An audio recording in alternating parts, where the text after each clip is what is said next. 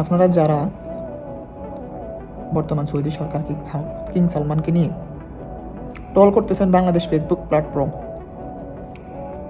বেশিরভাগ বাংলাদেশের মানুষই ওনাকে নিয়ে ট্রল করতেছে, বিভিন্নভাবে পোস্ট করতেছে, বিভিন্ন জায়গায় এরকম কল্লাটা লাগায়া অন্য ছবিতে অ্যাড করতেছেন। কিরে ভাই, তোমার মাথায় কি একটু জ্ঞান নাই? কেন বলছি আমি কথাটা? এবার আমি আসি মূল কথা।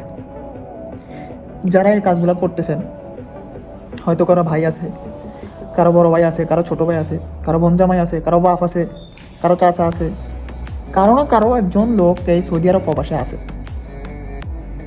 এখন আপনারা যে দেশে থেকে কাজগুলো করতেছেন, আমাদের পেটে লাত্তি দিতেছেন ডাইরেক্ট। আমি বাংলাদেশের মানুষকে বলবো, আপনারা আমাদের পেটে লাত্তি দিতেছেন। বলে কেন দিতেছেন? এই যে আপনারা যে পোস্টগুলো করতেছেন, যে ছবিগুলো করতেছেন, এডিটিং করতেছেন, এগুলা কি দেখে না ভাই? ওরা সবে দেখে।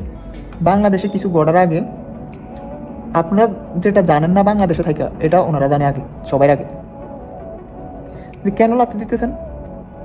এই যে 30 লক্ষ সৌদি আরব প্রবাসী বাংলাদেশি মানুষ 30 লক্ষ সৌদি আরবে আছে। আগামীকালকে যদি বলে 30 লক্ষ লোক সৌদি আরব থেকে চলে যেতে হবে বাংলাদেশে, তখন আপনারা কি করবেন? কি জবাব দিবেন আমাদেরকে? আমরা প্রবাসী, আমাদেরকে কি জবাব দিবেন আপনারা? যে যে একটা ছবি পোস্ট করে কি পান? আমরা ছবিটা পোস্ট করার পর কি পান? কোনো সমাধান পান? কোনো কিছু পান? তাহলে কেন পোস্ট করা?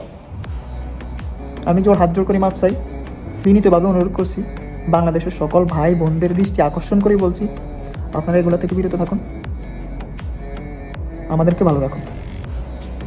আমি একজন প্রবাসী হিসাবে আপনাদের কাছে বিনীতভাবে অনুরোধ করছি, আপনারা এগুলো থেকে বিরত থাকুন। উনি অন্যরকম একজন মানুষ, খুবই অন্যরকম একজন মানুষ।